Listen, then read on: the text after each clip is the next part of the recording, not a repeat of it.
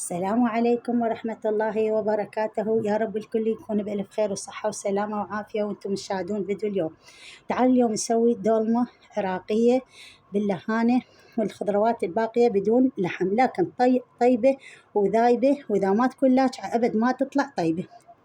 اللون والشكل بوحدة يحكي. جربوها إذا أنتم ما تحبون اللحم، جربوا هاي الطريقة تحضير الدولمة بدون لحم، طيبة وذايبة، فد شي خيال. جربوها وعليكم وعلينا بألف صحة وعافية. قبل لا نبدأ، إذا كنتم هاي أول مرة تزورون قناتي، يا رب تكونون حبيتوا الفيديو واستفاديتوا منه، وإذا حبيتوا الفيديو اليوم وعجبتكم محتوى القناة لا تنسون دعم الفيديو والقناة باللايك والاشتراك وتفعيل الجرس حتى يوصلكم إشعار بكل وصفة تنزل على القناة. هسه نقول بسم الله ونبدأ.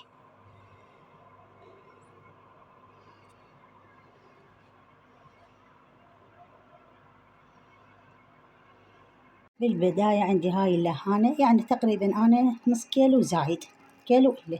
شلت هذا الجزء من عندها، ضروري يا بنات هذا الجزء نشيله، شوفوا بهالشكل. هسه هنا جبت شوية جدرية حجمها كبير وخليت بها مي وملح، وخليت تقريبا خاشوقة مال الأكل خل أبيض. هسه انتظر المي يبدي يغلي، بعدها أخلي بيه اللهانة. هسه هنا بعد ما بدأ الماء يفور عندي مثل ما تشوفون. هنا أيضا عندي أنا بصلايتين قشرتهن وفتحتهن بهالشكل. نحب الدولمة مالت اللهانة يكون وياها بصل حسب رغبتكم، فراح أخلي اللهانة بهالشكل هذا. يعني هاي الجزء شلناه لازم يكون يعني للأسفل. من بعد ما بدأ الماء يفور راح أنزل عليه اللهانة والبصل. نزلت اللهانة شوفوا بنات على الجزء المفتوح، أتركها في دقيقة ونص، النار عالية. البصل نفس الشيء، بعدها أقلبها على الجهة الثانية وأتركها في دقيقة، وبعدها أطلعها من المي وأتركهن يبردن تماما.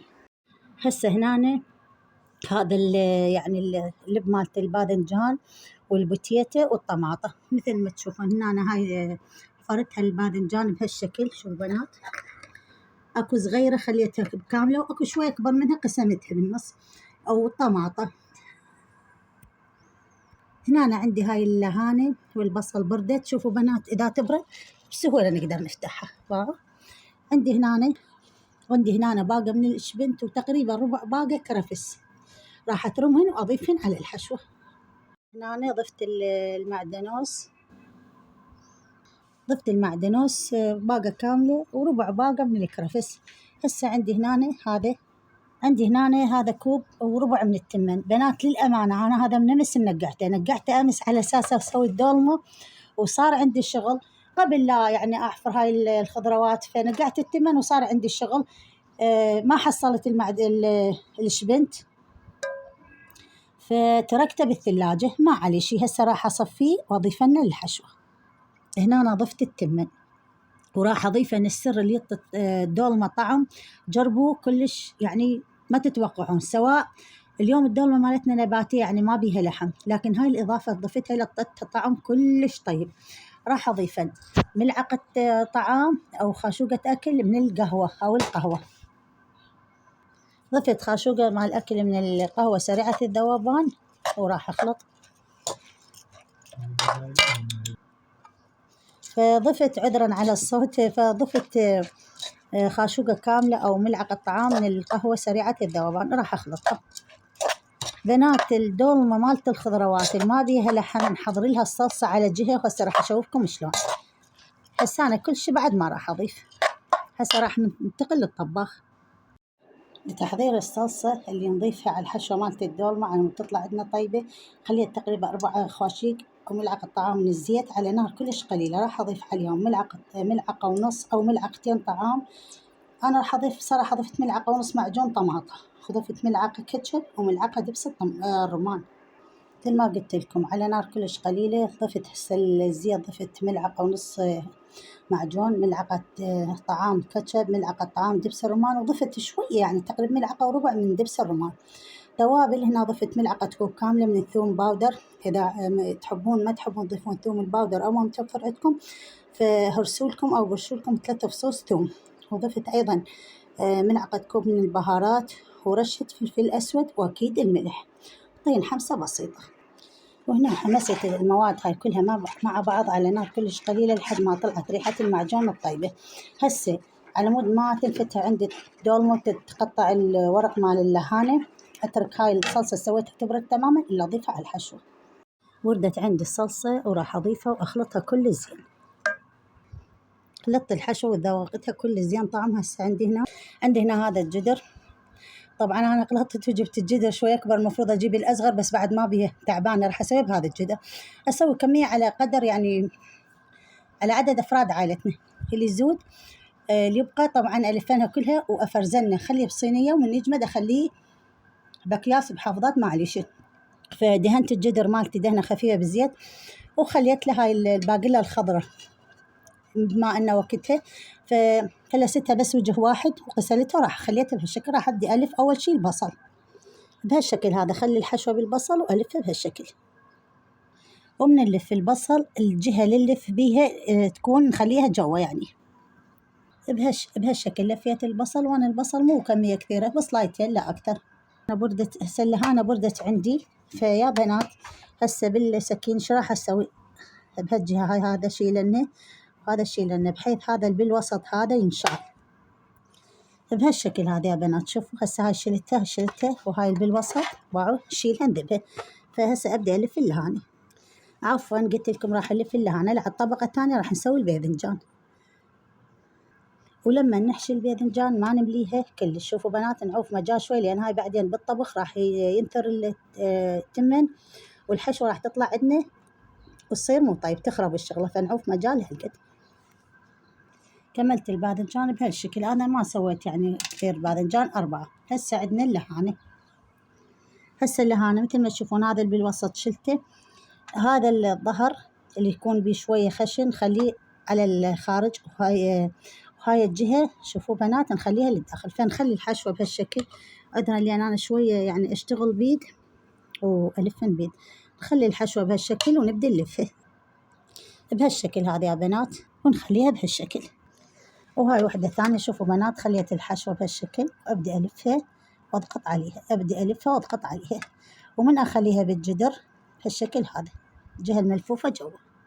مثل ما قلت لكم لفيت هاي وحدة ثانية وبنفس الطريقة هاي وحدة ثالثة لفيتها، فأكمل وارجع لكم. مثل ما قلت لكم بنفس الطريقة لفيت هاي وحدة ثالثة وأكمل كل كمية اللي عندي وارجع لكم. هسه هنا أنا كملت بنات كل الكمية اللي عندي اللي أريد أخليها أطبخها للغدا، لكن الباقي قلت لكم راح ألفنه وأفرزنه. عندي هنا أنا خليت بوتاتاي أيضا قشرتها وقطعت هذا الجزء شوفوا بنات هذا، وحشيتها وخليت لها هذا الجزء وراح أقلبها بهالشكل. شوفوا بنات أقلبها بهالشكل. هنا عندي الجماعة أنا بالبيت أبد ما يحبون البوتيتا بالمحشي أو الدولمة، فخليت وحدة لأن بصراحة أنا بس أنا أحبنها. إذا شافوا أكثر من وحدة بعد تحرم الدولمة كلها ما يأكلونها، فيعني ترجيتهم قلت لهم بس وحدة أنا اليوم أحب أكل بيها بوتيتا، قالوا خلي بس وحدة. فبهالشكل هذا هسه راح أروح للطباخ أخليها على نار خليها على نار وسط مدة ربع ساعة، ما أضيف لها أي شيء، يعني من 12 دقيقة إلى ربع ساعة على نار وسط. فننتقل للطباخ. هسه خليته على نار وسط بدون نشفة بدون أي إضافة، صار له ربع ساعة. هسه راح أخلي له ماعون أو ثقل حسب المتوفر عندكم بهالشكل هذا، وأنزل عليه الصلصة اللي حضرت. الصلصة عبارة عن مي مثل ما تشوفون بتت عليه تقريبا ملعقة طعام أو خاشوقة أكل ونص معجون، تقريبا خاشوقة وكاملة من الكاتشب ودبس الرمان، خاشوقة وعصير ليمون كاملة. إذا حابين يكون حامض زايدة ضيفوا بزيادة، ضيفوا بعد عصير ليمون أو دبس الرمان، وضفت عليه رشة ملح وشوية كمون. هسه بهالشكل راح أنزل الصلصة. بنات ما نخليها تعلى كلش، بس مجرد حافة الماعون أو الثقل. بصراحة قعدهم ثقل أنا ما متوفر عندي. شوفوا بهالشكل هذا لما نضغط على الماعون، شوفوا بنات لما نضغط بهالشكل على الماعون يصعد للحافة، خلص بعد ما نحتاج. هسه راح أغطيه وأتركه على نار وسط بالأول ربع ساعة خليناه، بعد الإضافة راح نتركه على نار وسط نص ساعة وأرجع لكم. من بعد تقريبا يا بنات للأمانة خليته على نار وسط مو يعني نص ساعة، لا تقريبا أقل من نص ساعة. راح نطيه يعني خليه نار عالية لأن أنا مستعجلة. ماشي انتم إذا ما مستعجلين تخلونه على نار وسط مدة نص ساعة. أنا راح أخليه على نار عالية. تقريبا صار لي أنا قلت لكم 3 ساعة 20 دقيقة، فراح أعلي النار وتركه يعني كمل نص ساعة. أتمنى تكون الفكرة واضحة عندكم. لأن أنا بصراحة لأن مستعجلة، صار لي 3 ساعة هو على نار قليلة، عفوا وسط.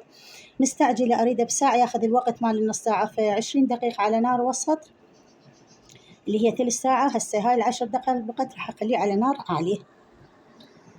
طبعا مثل ما قلت لكم قبل شوي تركته على نار وسط بالبداية 3 ساعة. بما إني مستعجلة فعليت النار وخليته. شوفوا بنات قلي الماء كلش بقى قليل، كلش كمية كلش قليل بهالشكل. ما أقدر أقرب الكاميرا بعد لين تعرفون بخار. أنتم إذا ما مستعجلين تخلونا على نار وسط، مثل ما قلت لكم أنتم إذا ما مستعجلين تخلونا على نار وسط لحد ما تشوفوا بنات بهالشكل هذا يصير. هسه قللت النار على أقل درجة وراح أرفع الماعون وأخليه على المهدارة. خلي المهدارة وعفيت. شوفوا بنات إذا أنتم ما مستعجلين تخلونا على نار وسط لحد ما شوفوا بنات كلش جوا أكو يعني كمية السوائل كلش قليلة. وإذا مستعجلين علوا النار وخلوه ينشف بهالطريقة هاي. بعد قللوا النار على أقل درجة وخلي المهدارة راح تركه تقريبا من 25 دقيقة إلى نص ساعة. هاي طريقة مستعجلة يعني بصراحة. فأتركها تتهدر وأرجع لكم. أنا خليتها بصراحة مدة 25 دقيقة، فخليه 25 دقيقة وشوفكم شكل النهائي. هنا استوت عندنا الدولمة مالتنا. قلت لكم أنا تركتها بصراحة 25 دقيقة يعني نص ساعة إلا 5. هاي الطريقة بنات لأن مستعجلة. الطريقة الاعتياد هي اللي نتركها نص ساعة على نار قليل وسط وكذا. فالطريقة ديك موجودة على قناتي، إذا حابين ديك الطريقة حسب رغبتكم. هاي الطريقة نفس الشيء. وأكيد ما تحلى الدولمة إذا ما نخلي الخبزة العراقية بالصينية ونقلبها. وشوفوا ليها شلون طلعت، ما شاء الله طلعت مثل الكيكة. وهنا أنا هذه إذا ما تكون لاجعة ما تصير طيبة. وهذا شكلها النهائي. طبعا قلت لكم إذا ما تصير طيبة وما تحلى الدولمة إذا ما هاي اللجعة الحلوة اللي بيها والخبز العراقي. وإذا أنتم حابين تضيفون بيها اللحم فحسب رغبتكم. لكن الدولمة اليوم سويتها لكم نباتية، طعمها وشكلها فشي تستحق التجربة. جربوها عليكم ألف صحة وعافية. وشوفوا لي شلون دايبة اللهانة. شوفوا بنات، شوفوا لي اللهانة شلون دايبة.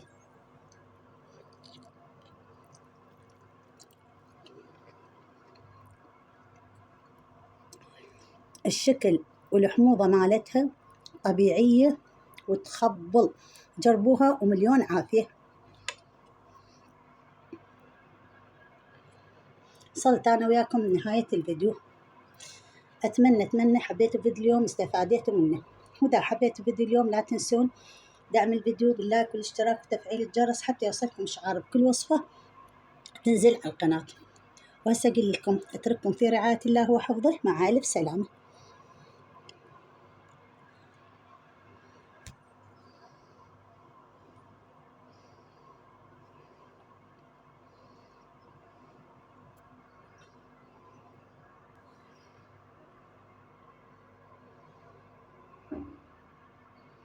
بنات قلت لكم طريقة تفريز الدولمة مثل ما تشوفون. هاي عندي بوتيتا لفيت وباذنجان ولهانة.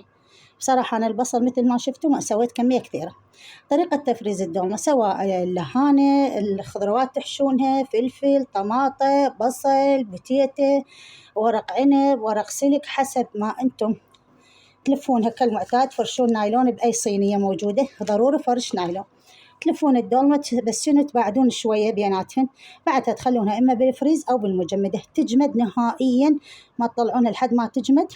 بعدين تشيلونها تخلونها إما بأكياس غذائية أو بحافظات. في حالة خليتوها بحافظات تخلونها على شكل طبقات، مثل طبقة تخلون نايلون بالحافظة على قياس الحافظة قطعة نايلون تسطروا لكم كم وحدة. بعدها تخلون نايلون تخلون لكم كم وحدة، يعني بين كل طبقة وطبقة تخلون نايلون.